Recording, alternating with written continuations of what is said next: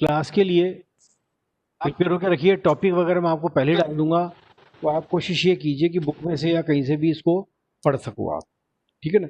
और ये जो रिकॉर्ड करूंगा मैं उसको यूट्यूब के ऊपर डाल दूंगा, और जो इसके नोट्स हैं ये आपके व्हाट्सएप ग्रुप पे डाल दिए जाएंगे। तो हम स्टार्ट करेंगे सिंक्रोनस मशीन। सेकंड टॉपिक है आपका सिंक्रोनस मशीन में आपको दो चीज़ आएंगी, ऑल्टरनेटर और सिंक्रोनस मोटर। मशीन जो टर्म है ना वो दोनों के लिए यूज होगी, alternator as well as motor, ठीक है। तो ऑल्टरनेटर क्या है ये देखिए, जो नोट्स के अंदर आप यहाँ से देख रहे हैं, पेन भी ले लेता हूँ मैं इसमें। ये एज या शॉर्ट में लिखा हुआ है, इसका मतलब ऑल्टरनेटर। ओके, तो ऑल्टरनेटर का क्या कार्य है? ऑल्टरनेटर का कार्य है कि मैकेनिकल इनपुट लेके, ऑल्टरनेटर कार्य मैकेनिकल इनपुट लेकर एसी सप्लाई को प्रोड्यूस करना होता है। This is the meaning of alternator, ठीक है। तो इसमें डीसी मशीन है या जो डीसी जनरेटर है, उसी की तरह इसमें आर्मेचर भी होता है और फील्ड वाइंडिंग भी होती है।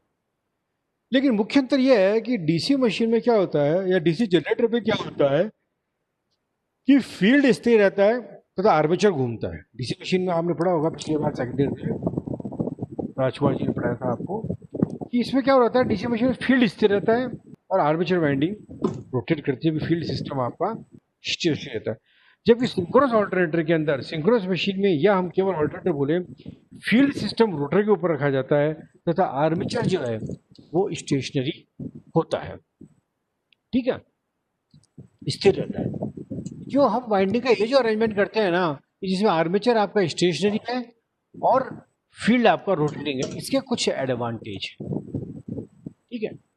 अब ये तो आपको पता होना चाहिए कि ये जो हमारा ऑल्टरनेटर जो है, ये पूरे विश्व में जो इलेक्ट्रिसिटी प्रोड्यूस होती है वो इस ऑल्टरनेटर से होती है ना। बहुत बड़ी बड़ी साइज के ऑल्टरनेटर होते हैं, 500 MVA के जो ऑल्टरनेटर हैं, उनको कभी देखने का मौका मिले तो देखिए आप। These alternator very large in size. तो फील्ड रोटेटिंग और आर्मेचर इज स्टेशनरी। इसके कुछ एडवांटेज हैं। क्या एडवांटेज हैं ये देखिए। पहला एडवांटेज तो ये है, ये आपको बताया है इसमें, स्थिर आर्मेचर में हाई वोल्टेज के लिए इंसुलेशन आसानी से किया जा सकता है, क्योंकि रोटेटिंग होने पर सेंट्रीफ्यूगल फोर्सेस तथा मैकेनिकल स्ट्रेस के कारण इंसुलेशन को हानि पहुंचने की संभावना होती है। इसका मतलब ये है कि हाई वोल्टेज के लिए आपको इंसुलेट करना है ना, तो कोई स्टेशनरी चीज होगी, स्थिर चीज होगी, उसको आइसोलेट करना आसान होगा as compare to rotating machine. Field system को रोटेटिंग बनाने से दो स्लिप रिंग्स की आवश्यकता होगी, ठीक है। फील्ड के ऊपर डीसी सप्लाई देते हैं, आर्मेचर में 3 फेज एसी सप्लाई रहेगी। तो फील्ड सिस्टम को रोटेटिंग बनाने पर 2 नंबर का पॉइंट है, केवल 2 स्लिप रिंग की आवश्यकता होगी। लेकिन यदि आर्मेचर को हम रोटेटिंग बनाए तो कम से कम 3 स्लिप रिंग की आवश्यकता होगी।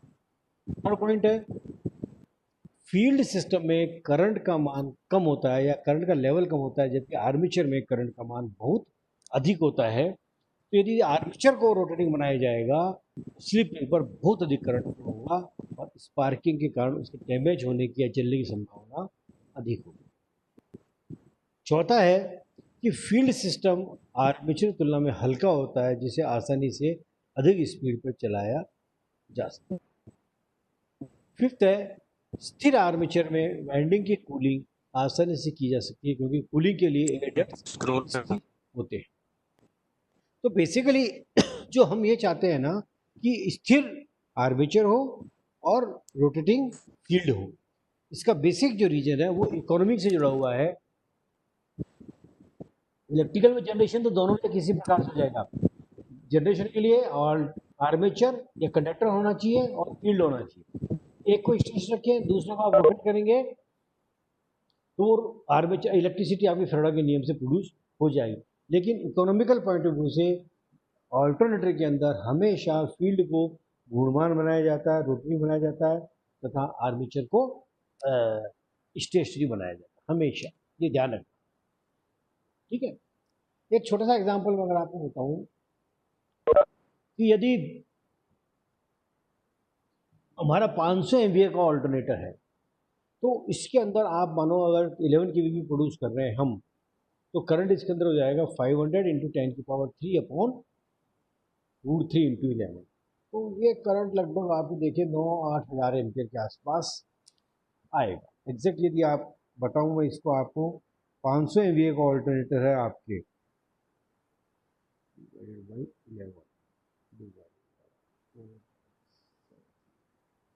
26,000 एम्पियर करंट फ्लो होगा। तो 26,000 एम्पियर करंट को देखिए, अगर आप रोटेटिंग बनाएंगे तो स्लिप इसके ऊपर कितनी ज़्यादा स्टार की होगी, ठीक है। तो इसलिए हमेशा ऑल्टरनेटर में फील्ड को रोटेटिंग बनाया जाता है, आर्मेचर को स्टेशनरी बनाया जाता है, इकोनॉमिक पॉइंट ऑफ व्यू से। वर्किंग प्रिंसिपल बिल्कुल आसान है। इसका क्या है, देखिए सिंक्रोनस कोई सी मशीन हो, कोई सा भी मोटर हो, फेराडे के विद्युत चुंबकीय प्रेरण के सिद्धांत पर कार्य करती है। तो इस नियम के अनुसार क्या है, इसी चालक में ईएमएफ प्रोड्यूस होने के लिए 3 आइटम या 3 का आवश्यक होना जरूरी। क्या क्या है, आर्मेचर या कंडक्टर, मैग्नेटिक फील्ड चुंबकीय क्षेत्र, और चालक व चुंबकीय क्षेत्र में सापेक्ष गति। ये तीनों अगर यदि हैं तो फैराडे के नियम के अनुसार कंडक्टर के अंदर, आर्मेचर के अंदर ईएमएफ प्रोड्यूस होगा, जिसकी दिशा लेंज नियम से दी जा सकती है। क्या है इसके कंस्ट्रक्शन के अंदर, ऑल्टरनेटिव स्टेटर फ्रेम में जो कास्ट आयरन या सिलिकॉन स्टील का बना होता है, के अंदर आर्मेचर कोर लगी होती है, जिसमें स्लॉट्स बने होते हैं। उन स्लॉट्स में आर्मेचर कंडक्टर को रखा जाता है। फील्ड पोल में फील्ड वाइंडिंग को डीसी सप्लाई देकर फील्ड पोल उत्पन्न किए जाते हैं। क्योंकि फील्ड वाइंडिंग रोटर पर होती है, अतः चुंबकीय क्षेत्र भी रोटेटिंग होगा। तो फील्ड रोटेट कर रहे हैं, अब रोटेट कैसे होगा वो, इसको हम प्रथम चालक से या किसी बाहरी सहायता से उसको फील्ड को या रोटर को रोटेट करें, ठीक है। कौन आना चाह रहा है,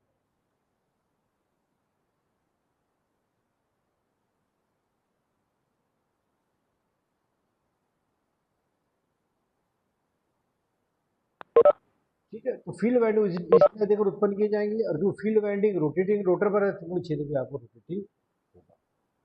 तो क्या होगा,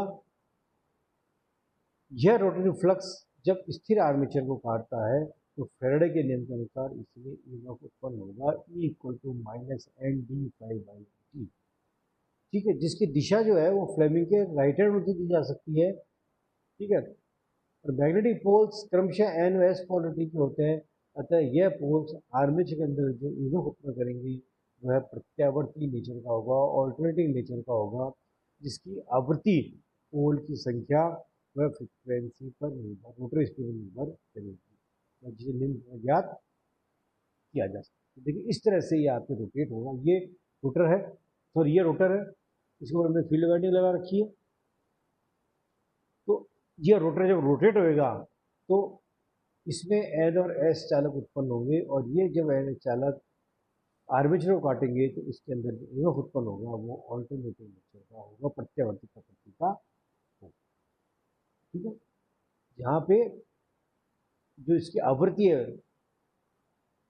वो हम कैसे निकालेंगे, देखिए सपोज कीजिए एन रोटर की स्पीड आरपीएम, तो आर रिवोल्यूशन पर सेकंड में निकालने की क्या करेंगे, 60 से इसको डिवाइड करेंगे, 60 से डिवाइड। पी पोल के लिए साइकिल कितनी मिलेगी आपको, P/2। देख कम से कम 2 पोल तो होंगे, 2 से पोल से कम हो नहीं सके, ठीक है। तो क्या होगा,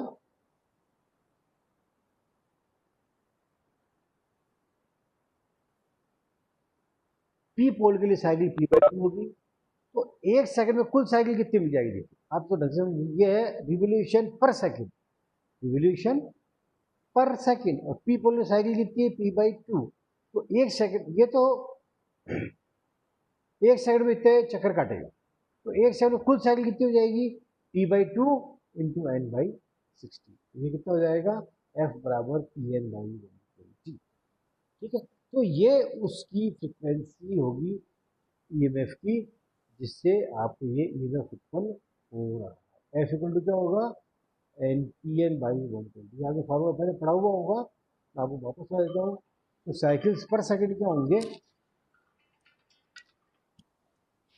साइकिल पर सेकंड फ्रिक्वेंसी, ओके, फ्रिक्वेंसी की यूनिट क्या होगी? साइकिल्स पर सेकंड, जिसको हम किसमें बोलते हैं सामान्य तौर के ऊपर? हर्ट्ज में बोलते हैं उस साइंटिस्ट के कारण। ठीक है, इसकी यूनिट क्या होगी?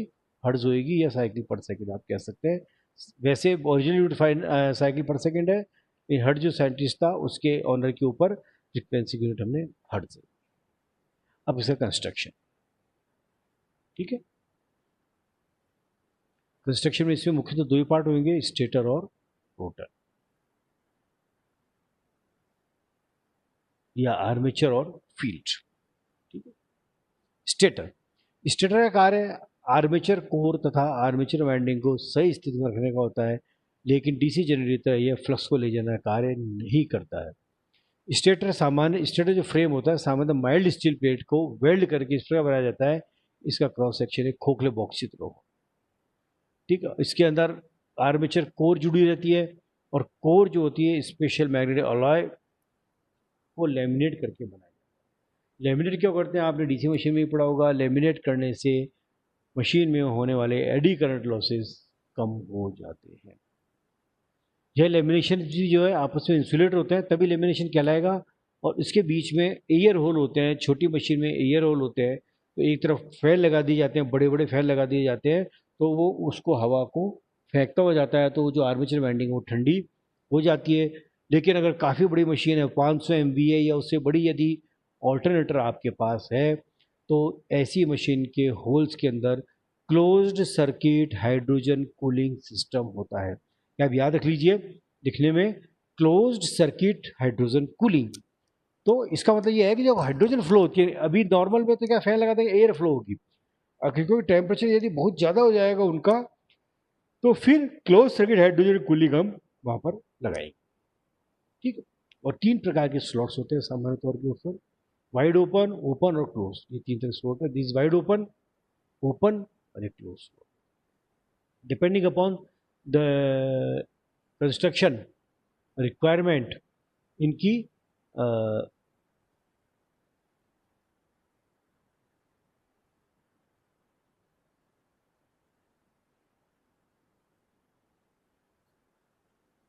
इनकी कंस्ट्रक्शन की जाती है। ठीक है, आज तक का थ्योरी का इसलिए हो सकता है आपको थोड़ा सा इसमें मज़ा नहीं आ रहा हो, कल इसकी डेरिवेशन करवाऊंगा मैं ईएमएफ की और आर्मेचर रिएक्शन के अंदर, तब अच्छा लगेगा आपको ज़्यादा, क्योंकि थ्योरी आएगी तो आप एग्जामिनेशन के अंदर इसको थ्योरी को विद अच्छे डायग्राम से बनाइए। अब रोटर, रोटर 2 प्रकार के होते हैं, एक सिलेंड्रिकल रोटर होता है, एक सैलिएंट पोल रोटर होता है। इनके प्रोनाउंसिएशन वापस समझ लीजिए, सिलेंड्रिकल रोटर और सैलिएंट पोल रोटर। अब पहले हम डिस्कस करेंगे सिलेंड्रिकल रोटर। इस प्रकार का रोटर जो हाई स्पीड मशीन में काम में लिया जाता है, मतलब टर्बो ऑल्टरनेटर के अंदर। टर्बो ऑल्टरनेटर का प्रयोग करते हैं हम थर्मल पावर प्लांट के अंदर या न्यूक्लियर पावर प्लांट के अंदर।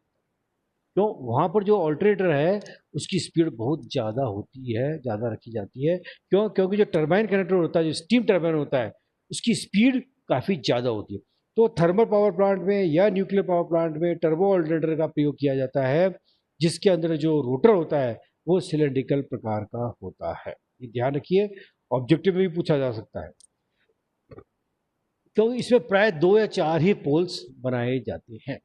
इसलिए 50 हर्ट्ज फ्रिक्वेंसी प्राप्त करने के लिए जो स्पीड है वो काफ़ी ज़्यादा होगी। ये फार्मूला भी मैंने बताया था ना आपको, F=NP/120। तो N बराबर क्या होगा? F120/P। ठीक है, या P बराबर 120F/N।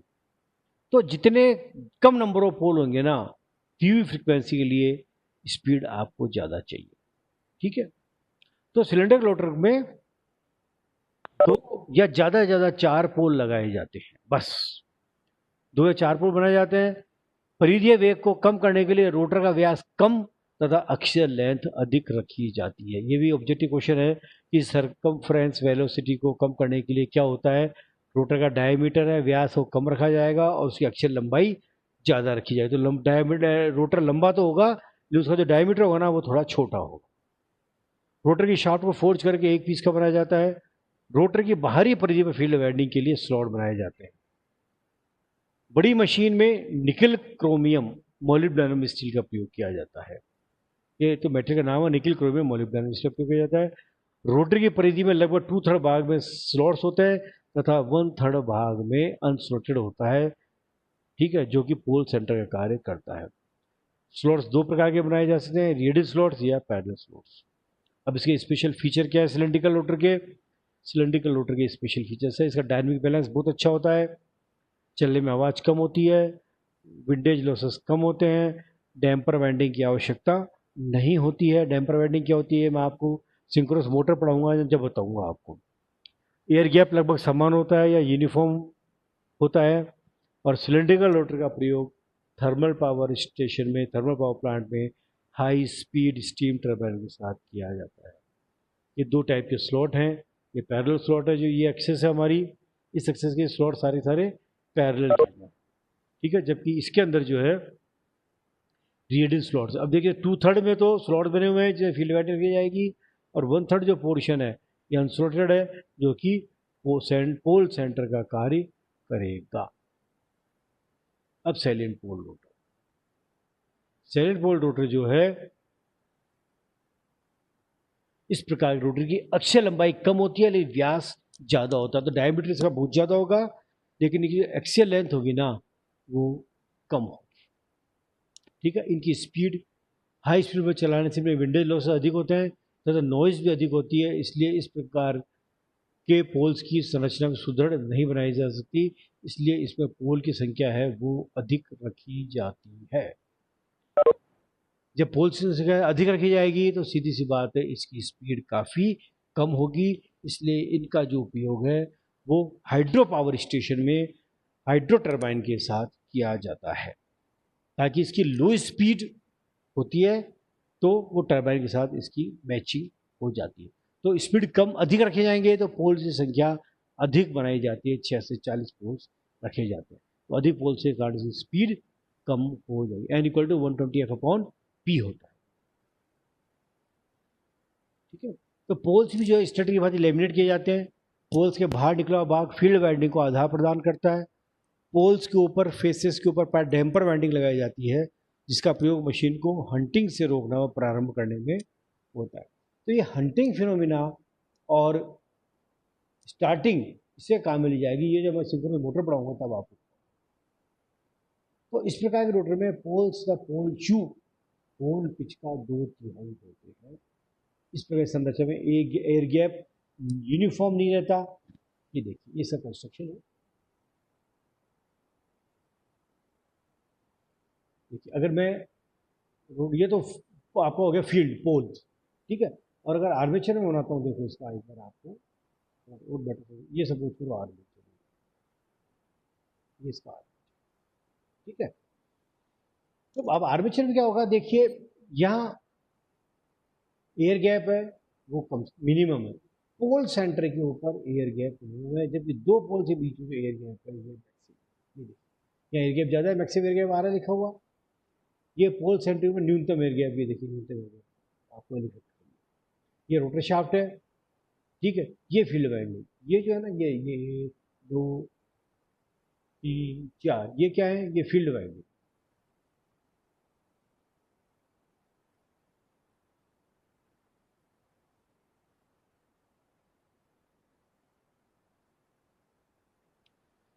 तो देखिए इसमें यहाँ तो हमने डैम्पर वाइंडिंग, ये पोल फेस है, ये पोल फेस के ऊपर डैम्पर, ये डैम्पर गोल गोल से बना रखे हैं डैम्पर वाइंडिंग, और ये क्या है, ये फील्ड वाइंडिंग, ये फील्ड वाइंडिंग, ये बता रखा है, ये फील्ड वाइंडिंग,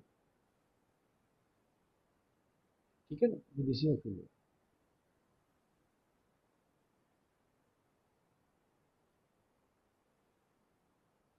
तो इस प्रकार के रोटर के अंदर क्या है, एयर गैप जो है वो नॉन यूनिफॉर्म रहता है, पोल सेंटर पे एयर गैप न्यूनतम होगा और दो पोल से मुझे एयर गैप अधिकतम होगा। ये फील्ड वाइंडिंग है, ये हंटिंग है, डैम्पर वाइंडिंग है।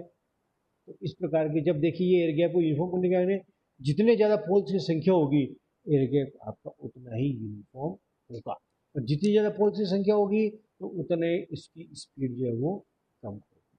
तो इस प्रकार का जो रोटर है सिलेंड्रिकल, ये सैलिएंट पोल जो रोटर है, this is use in hydro power station with hydro turbine, जबकि सिलेंड्रिकल प्रकार का जो रोटर है उसका प्रयोग थर्मल पावर प्लांट या न्यूक्लियर पावर प्लांट के पावर जनरेशन में किया जाए। तो ये इसका कंस्ट्रक्शन, वर्किंग प्रिंसिपल और आर्मेचर वाइंडिंग को स्थिर रखने के और फील्ड वाइंडिंग को रोटेट करने का, घूर्णन बनाने के क्या एडवांटेज है, ये आज हमने डिस्कस किया है।